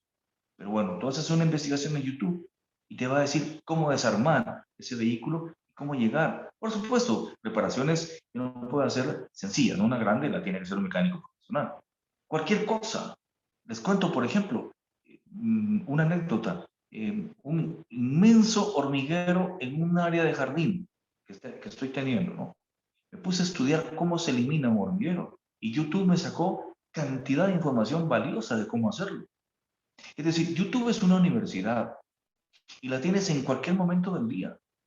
Ahora, también tú te puedes meter a ver basura, a ver pornografía, a ver personas que incitan al odio. Eso cada quien lo decide. Ese es el gran riesgo de los medios cibernéticos, ¿no? Entonces, la decisión la tiene cada quien. Cuando tú estás sola o solo en tu habitación o en el bus, en tu trabajo, donde estés, con tu teléfono inteligente, tu famoso smartphone, el smartphone, el GPS vinieron a cambiar el mundo. Pues si tú eliges, nadie te está viendo. Tú puedes elegir algo productivo o puedes elegir algo que no sé. Ahora, ojo jóvenes, porque aquí viene algo que les quiero comentar. Hay un autor, ya murió, creo, si no debería estar extremadamente grande, es un señor llamado Ariel Tofman.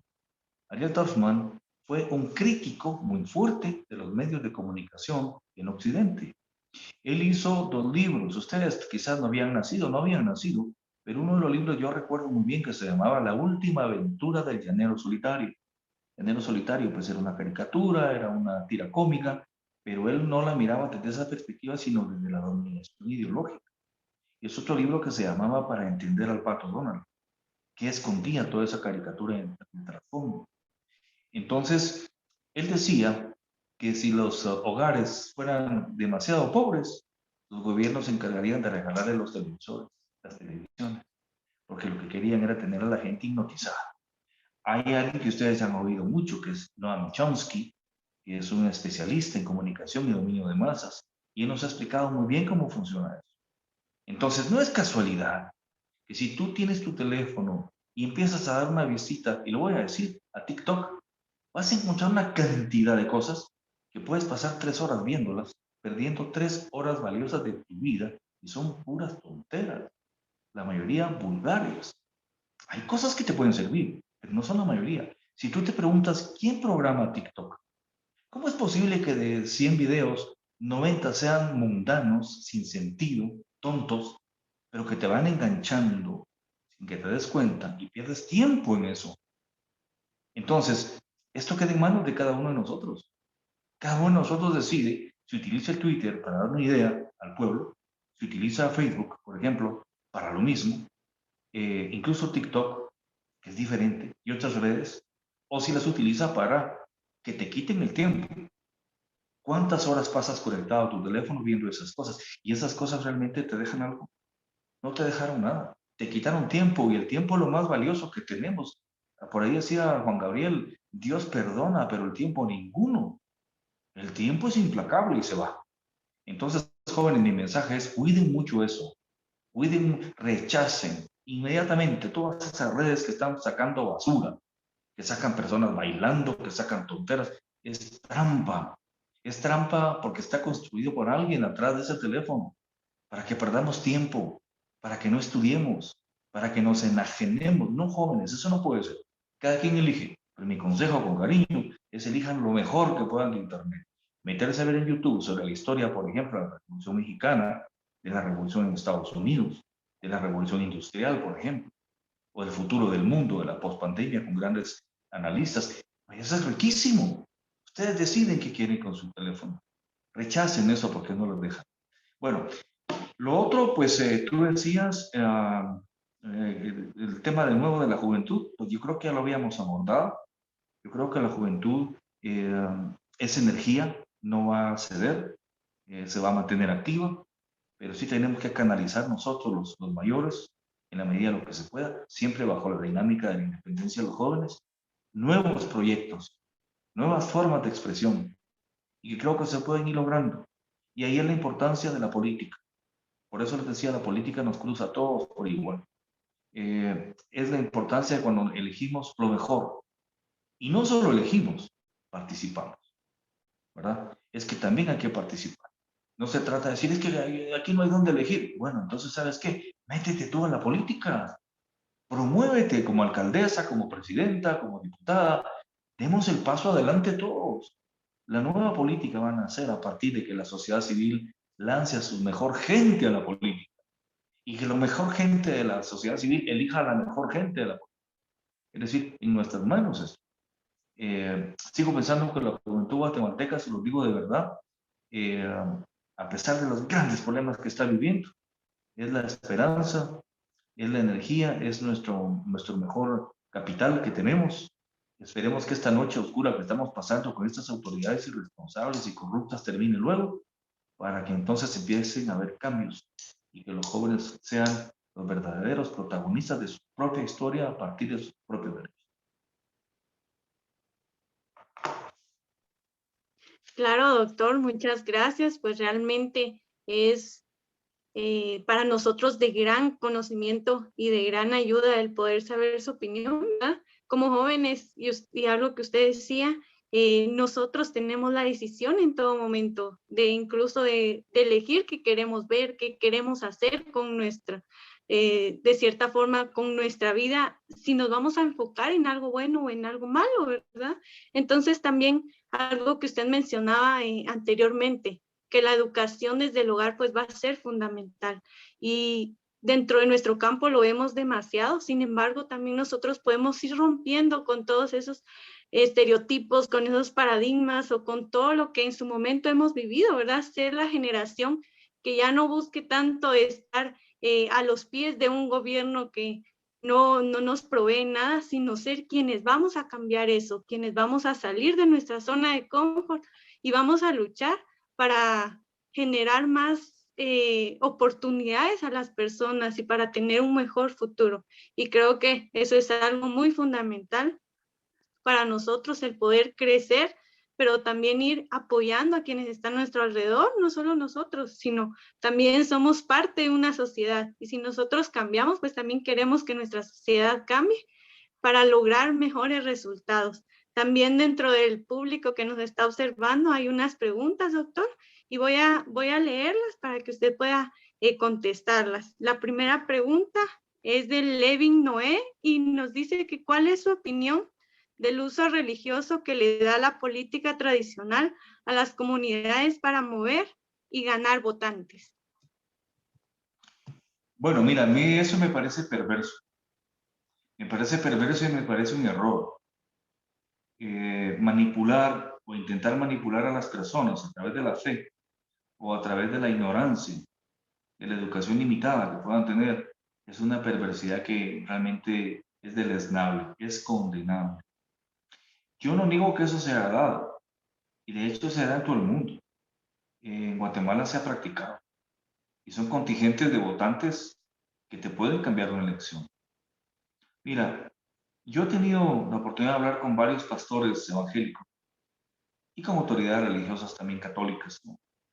Y hemos hablado de eso particularmente con los pastores evangélicos, porque algunas iglesias evangélicas, lo vamos a hablar claro, entre nosotros no hay ningún tipo de temores para hablar. Algunas iglesias evangélicas se politizaron y cometieron un error.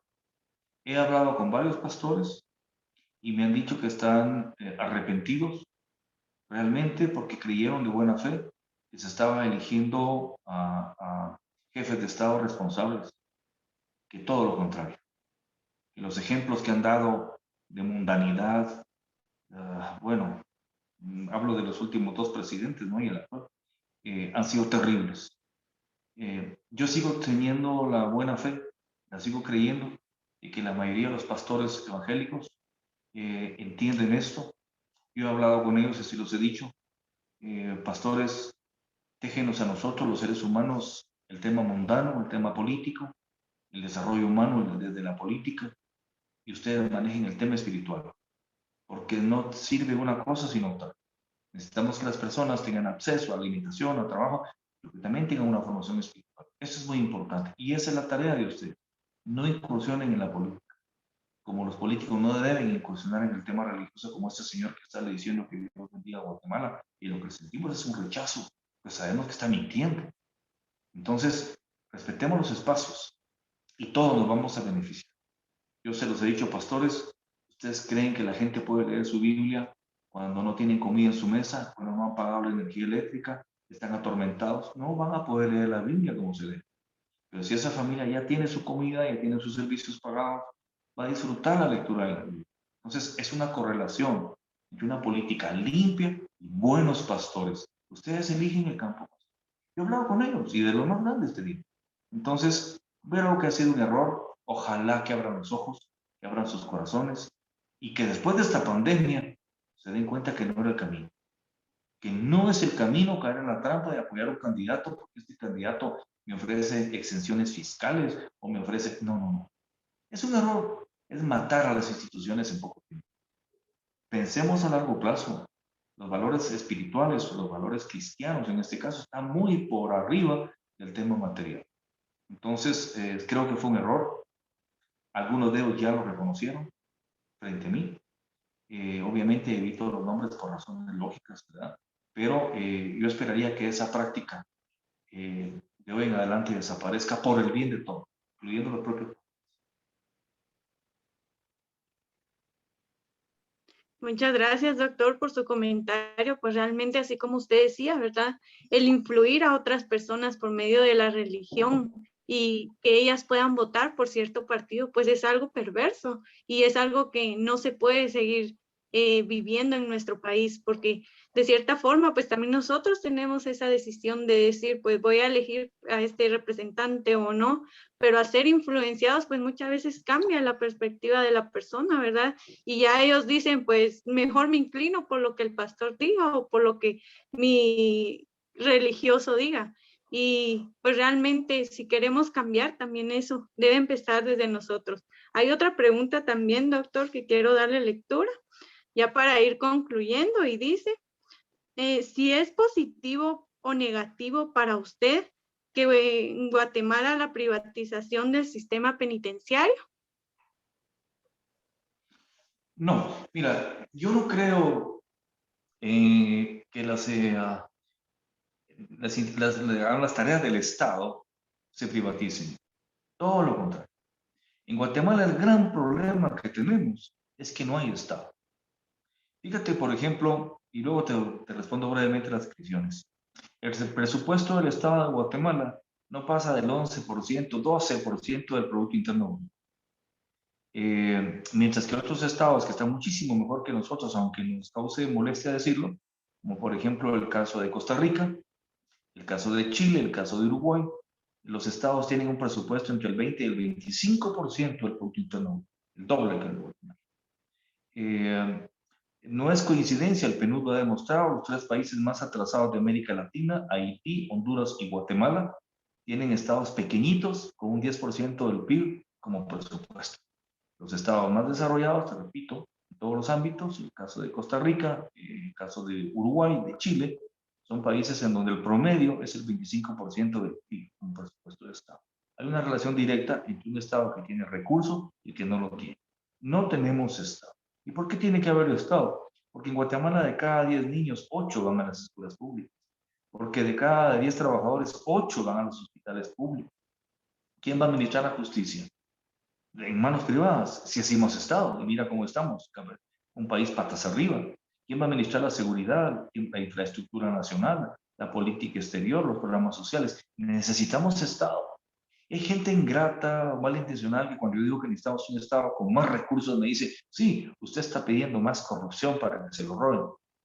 Quien dice eso es ingrato, porque está dando por sentado que todos los guatemaltecos y las guatemaltecas somos ladrones y no puede haber funcionarios honestos que puedan llegar a hacer bien las cosas. Y además es una posición derrotista.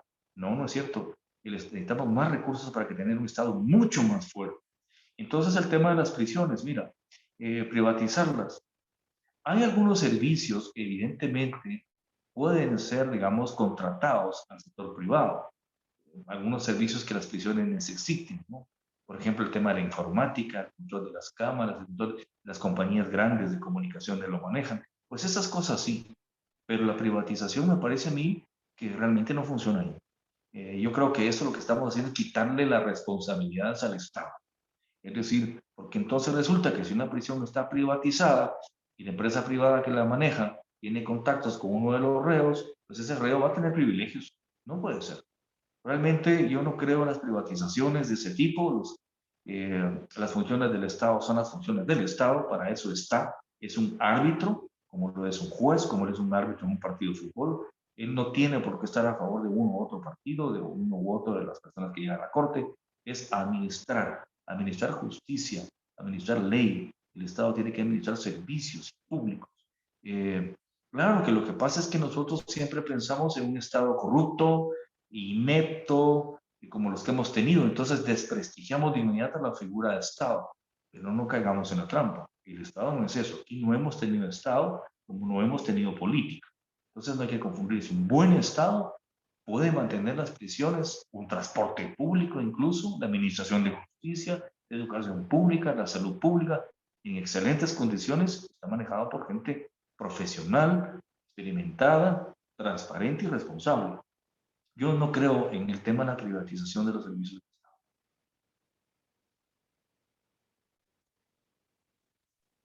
Muchas gracias, doctor. Pues también para comentarle, ¿verdad? Dentro de esta transmisión hay personas de otros países que nos están viendo y pues también les agradecemos a ellos, ¿verdad? Por conectarse y tomarse tiempo de estar escuchando y reflexionando sobre este análisis que se está realizando hoy. Y doctor, también queremos preguntarle, ¿cómo ve usted a Latinoamérica y a Guatemala en estos momentos? Bueno, mira, Latinoamérica, hablemos del tema económico, mal. Mal porque los grandes indicadores de los grandes centros de análisis internacional, de los bancos, de las instituciones financieras internacionales, de todas las organizaciones que están articuladas en Naciones Unidas, y las estadísticas que tienen es que para América Latina, después de la pandemia, va a haber un retroceso de 15 o 20 años en materia económica y social. Va a crecer la pobreza, va a crecer el desempleo, la empresarialidad pequeña se va a dañar, el turismo tremendamente. Es decir, las perspectivas no son, digamos, de halago por cuanto que pues, coincidimos en modelos muy económicos y políticos muy similares. Sin embargo, yo te digo, yo creo que para América Latina esta es una gran oportunidad también. Es una gran oportunidad para replantear la función de los gobiernos, las funciones de las sociedades civiles, las funciones de los pequeños, medianos y grandes empresarios, en una relación fundamentalmente mucho más armónica y respetuosa con la naturaleza y los recursos naturales. Es decir, América Latina en su dimensión, con grandes monstruos a la cabeza como México y Brasil, Venezuela, se habían encargado de contaminar muchos recursos naturales de la con sus empresas petroleras, de todo tipo. Es decir, América Latina no se queda fuera, tiene que hacer un replanteamiento unitario de todas esas malas prácticas para llegar a nuevos modelos tanto a lo político, lo económico, lo social, de integración. Pero creo que América Latina tiene mucho potencial, demasiado potencial, tiene muchísima gente valiosa, tiene mucho capital interno y externo. América Latina se encuentra en un continente privilegiado, pues porque de una u otra forma tenemos estos grandes océanos a los lados, nuestro socio comercial en gran medida es Estados Unidos, que es una potencia. Yo creo que hay muchas oportunidades a futuro para América Latina, siempre y cuando, y para Guatemala, siempre y cuando existan gobiernos democráticos, inteligentes, sociedades civiles más participativas, una nueva forma de ver las relaciones sociales, con énfasis al tema mujer, por ejemplo, y grupos desfavorecidos, y nuestra relación con el tema del medio ambiente. Entonces, pues, estamos en una situación difícil, pero eso no quita que podemos dar pasos positivos al futuro si trabajamos en una forma más integral, incluso si desarticulamos y desmontamos todas esas confrontaciones ideológicas que nos han mantenido divididos en América Latina, particularmente en América del Sur. Ustedes han visto esa lucha entre la izquierda y la derecha, una lucha tan feroz que a la larga pues ha habido 10, 15 años de izquierda, 10, 15 años de derecha y los pueblos siguen en las mismas condiciones o peor. Tenemos que buscar nuevos caminos, terceras vías, inteligentes. Y creo que América Latina tiene todas las condiciones para convertirse en un subcontinente de mucho futuro en el mundo, en este nuevo orden mundial que está articulando.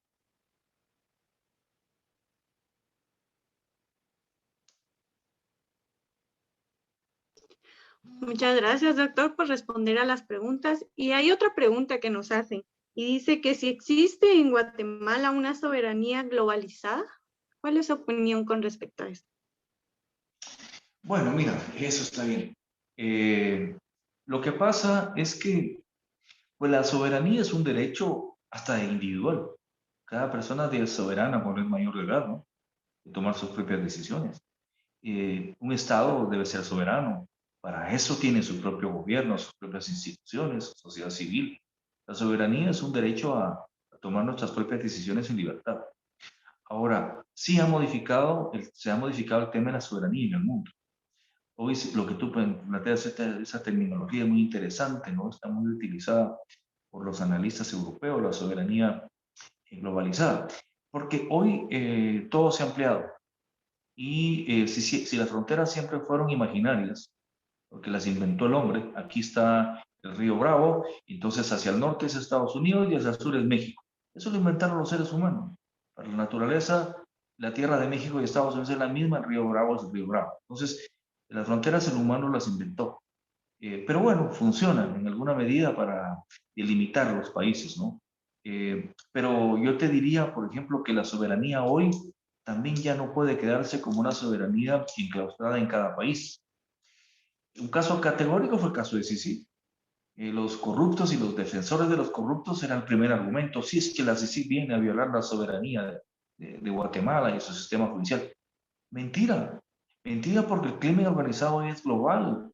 Y si el crimen organizado, que trata de personas, narcotráfico, lavado de capitales, todas esas cosas son globales, pues entonces la respuesta tiene que ser global. Ahí no aplica la soberanía nacional. Ahí aplica una soberanía globalizada o regional. Estados Unidos depende de la información que le dé Europa, que le dé México. Hasta con Cuba tiene relaciones estratégicas de inteligencia entre gobiernos, aunque no pareciera, de información que se cruzan, porque hoy se necesita toda esta información. Cualquiera diría, pero Cuba es enemigo de Estados Unidos y viceversa, pero tienen vínculos, hay una oficina de negocios de Estados Unidos en Cuba. Hoy toda la información, no digamos con México, con Canadá, con América Latina o Europa, hoy todos los países necesitan de todos. Ya no existe un país autárquico que diga, como la muralla china, hace tantos siglos, ¿no? Que China cerró sus murallas y dijo, no necesitamos al mundo. Eso ya no existe. Nosotros tenemos algo que no lo tienen en Estados Unidos, café o banano o azúcar o lo que sea.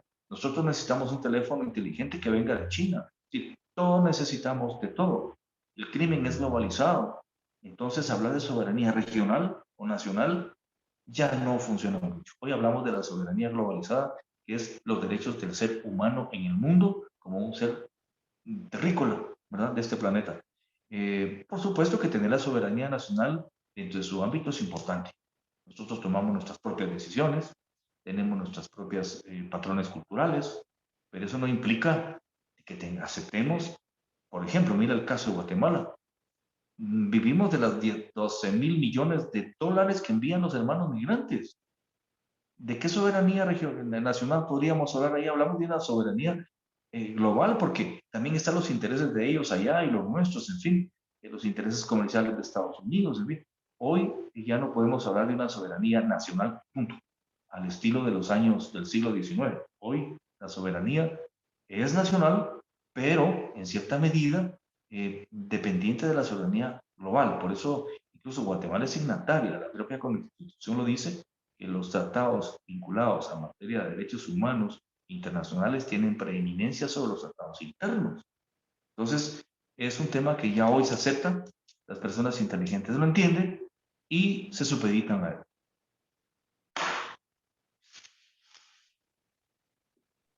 Muchas gracias, doctor.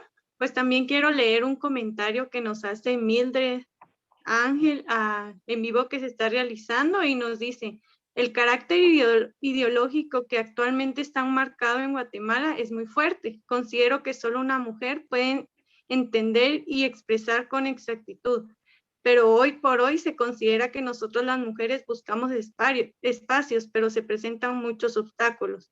¿Qué propuestas se podría lanzar para que los jóvenes, especialmente las mujeres, puedan participar, tomando en cuenta en la política? Bueno, sí, mira, yo te lo digo por experiencia personal. En los proyectos políticos que yo he estado, en todos los proyectos sociales que estoy participando, sí nos interesa muchísimo a todos que participen más mujeres. Es cierto que hay muchos espacios que se cierran para no recibir mujeres o casi que de hecho no lo hacen. Pero también se necesita entender que la mujer tiene que dar un paso adelante. Perder el miedo, darse cuenta que tiene todas las capacidades para abordar cualquier responsabilidad y estar decidida a participar. Es decir, probablemente hay algunas mujeres que digan, bueno, yo no participo en política porque ahí solo hombres hay. Y de 12 personas, 11 o 12 son hombres, yo me siento incómoda. Eso se da, pero entonces hay que seguir adelante, que no sean 12, que sean 6, 8, 6, en fin. La mujer tiene que tomar sus propias decisiones también para participar. Yo creo que eso es importante en todas aquellas instituciones democráticas y abiertas que las hay, en las que yo participo, todas son así, es una condición que yo pongo, los espacios para la mujer están abiertos. Para la mujer indígena, por ejemplo, que es otra categoría que viene a hacer más complejo el abordaje, ¿no? Están abiertos los espacios. Entonces, yo creo que es parte de una apertura cultural, toda la sociedad, es parte de una decisión de tomar la bandera por parte de las mujeres con valentía, es su espacio y les pertenece, y también es parte incluso de regulación legal, ¿no? Ahí podríamos hablar del tema de las famosas cuotas, ¿no? Eso daría para mucho, pero por ejemplo también que legalmente existan mecanismos que garanticen que la mujer tenga los mismos derechos que el hombre, particularmente en materia laboral, ¿verdad? Que una mujer pase en otros países, pueda poner una denuncia contra una empresa porque por ser mujer está ganando menos que un colega que es hombre en el mismo puesto, como ha pasado en Estados Unidos, incluso en Estados Unidos pasa. Hay estudios donde se demuestra, siendo un país desarrollado, que en muchas ocasiones las mujeres ganan menos que el hombre que hace lo mismo en las mismas condiciones en la empresa. Entonces, pero han puesto demandas y legalmente han ganado. Es decir, que también existe un marco jurídico que pueda hacer valer los derechos de la mujer. Claro que eso es aspirar mucho en este momento, que ni siquiera tenemos sistema jurídico para Guatemala, pero sí debe pensarse en todas las reformas constitucionales de Estado que tenemos que hacer, de una vez pensar en que existan mecanismos legales que garanticen por derecho que la mujer no sea discriminada o que no pueda tener las mismas atribuciones y las mismas ventajas que cualquier hombre en cualquier circunstancia, en lo político, en lo social, en lo religioso, en lo laboral.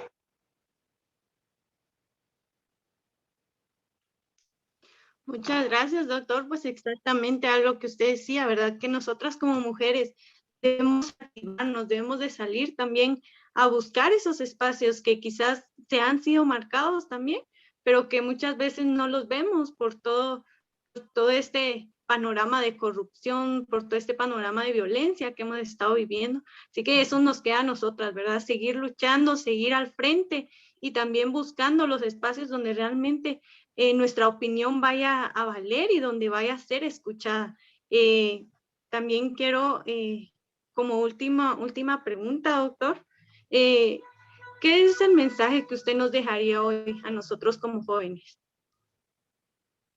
Bueno, mira, yo el mensaje que les dejaría es, estamos vivos, los que tengamos fe en un ser superior, darle las gracias también por estar sanos, ser como ese toro en medio de la tormenta de Rafael Alberti, que no para, tenemos problemas, tenemos desafíos, desencuentros, tú bien decías, a veces ansiedad, depresión, estamos pasando una época muy complicada, pero no podemos claudicar. Yo diría que el mensaje a la juventud es, jóvenes, no se puede negar la realidad, esta es una realidad bastante dramática, difícil para los jóvenes, yo lo sé, yo lo veo, pero eso no implica que no luchamos. Gramsci decía que al pesimismo de la razón hay que enfrentarlo con el optimismo de la voluntad. A veces la razón nos dice hay razones para estar pesimista de plano. Sí, pero también tu voluntad es optimista y dice, no, pero esto lo vamos a cambiar.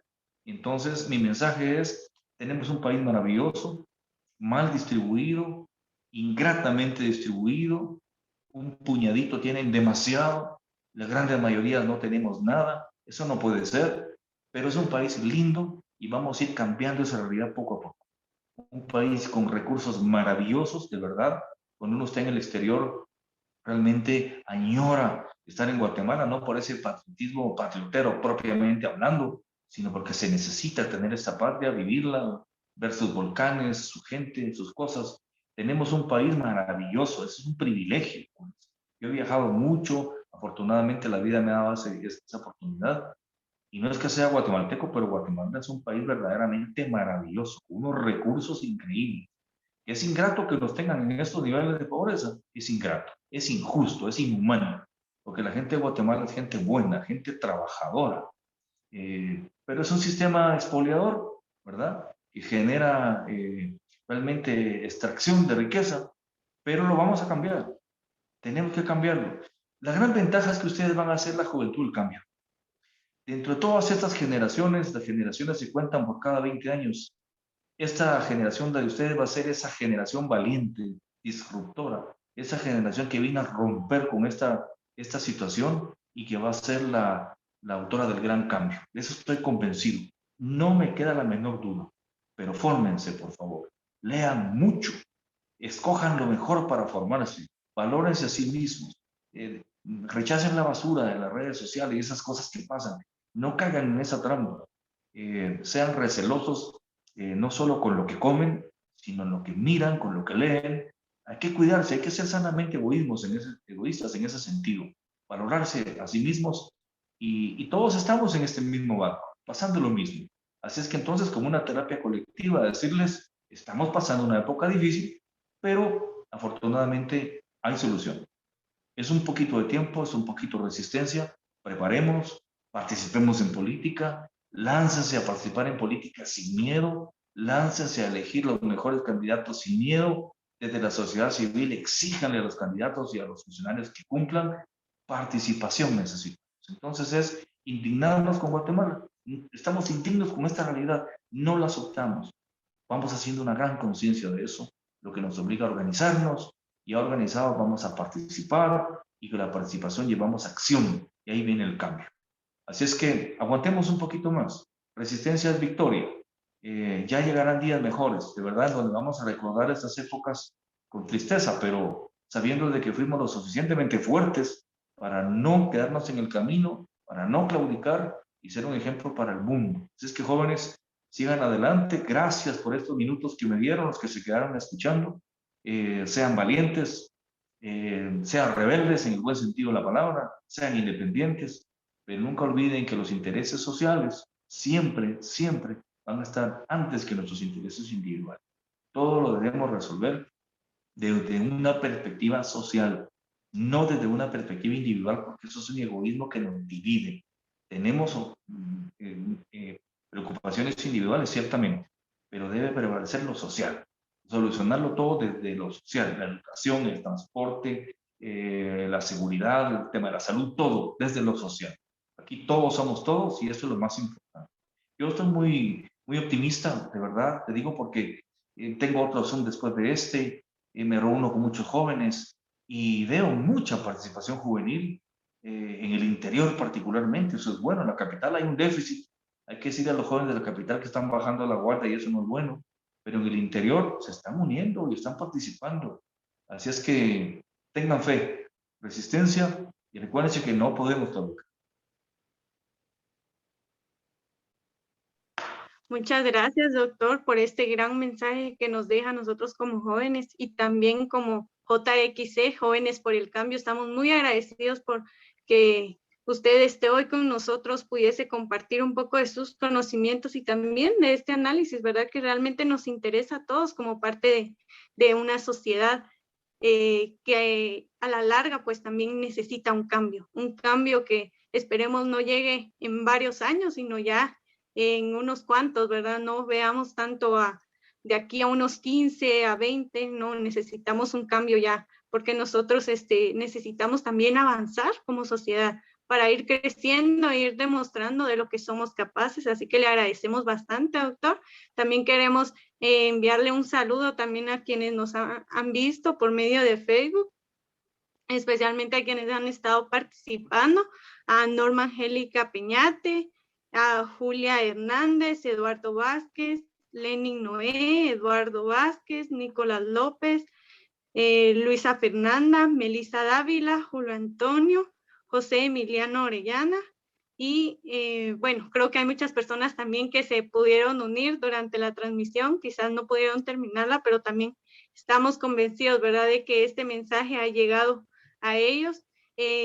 Para finalizar, doctor, queremos agradecerle, como ya le comentaba, de parte de todo el equipo, de parte de mi compañera Nancy, que por cuestiones de también tenía otro compromiso, ya no pudo seguir en esta transmisión. Sin embargo, sí la está escuchando.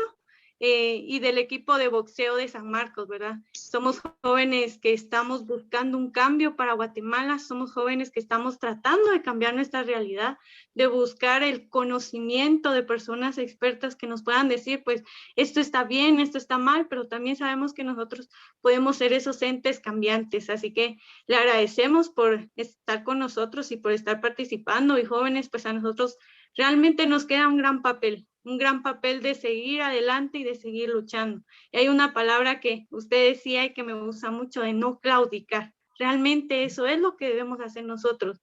Aunque pareciera que cada día la situación está más difícil, aunque pareciera que nuestras oportunidades se están limitando, que tenemos menos espacios, pues debemos de seguirlos buscando y seguirlos abriendo también, porque eso es lo que necesitamos. Como jóvenes, pues somos el presente, ya no somos el futuro, sino somos el presente, pero debemos de buscar también la forma de cambiar el futuro para las generaciones que vienen, para los pequeños que están creciendo en una pandemia que realmente ha venido a cambiar la vida de ellos. Así que, doctor, si tiene algunas palabras también de despedida, le dejo el tiempo.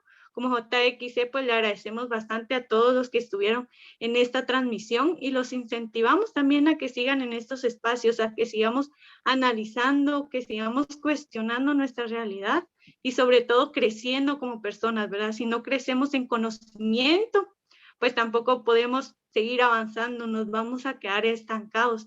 Y queremos hoy como jóvenes levantarnos y levantar esa bandera y decir, pues estamos aquí en un país con muchas limitantes, pero un país de donde nosotros también podemos salir avantes. Así que, doctor, si quiere, le dejo el espacio. Bueno, pues, Merari, finalmente, muy brevemente, agradecerte a ti, a Nancy, por esta excelente conducción, a todo el equipo de la Asociación para el Cambio Social, Jóvenes por el Cambio. Esta oportunidad que me dieron, para mí estos brillantes son los minutos más importantes de mi vida social. Agradecerles mucho, de verdad. Que sepan que con todas las limitaciones que tenemos de todo tipo, siempre estaremos atentos y pendientes a participar. Los motivo a seguir adelante. Esta asociación debe seguir creciendo, debe seguir haciéndose fuerte. Vienen grandes desafíos que ustedes van a tener que enfrentar. Así es que muchas gracias. Y a todos los amigos, amigas que estuvieron en la transmisión, por sus conceptos, por sus preguntas. Todos estamos construyendo propuesta. Y eso es lo bueno. Así es que muchísimas gracias. Sigan adelante. Y como saben, siempre estoy atento a cualquier llamado. Con mucho placer estaré para poder compartir con ustedes. Excelente, doctor. Pues muchas gracias. Realmente el poder tenerlo con nosotros es un privilegio y un honor de decir, pues, estamos creciendo también. Así que jóvenes, sigamos adelante, sigamos luchando. Y esta transmisión pues ha llegado a su final. Si pueden, podemos seguir compartiendo. Se queda grabado y para que pueda llegar sobre todo a más personas, ¿verdad? Que lo necesitan y que realmente están buscando esos espacios. Así que muchas gracias a quienes estuvieron presentes y que pasen una linda tarde.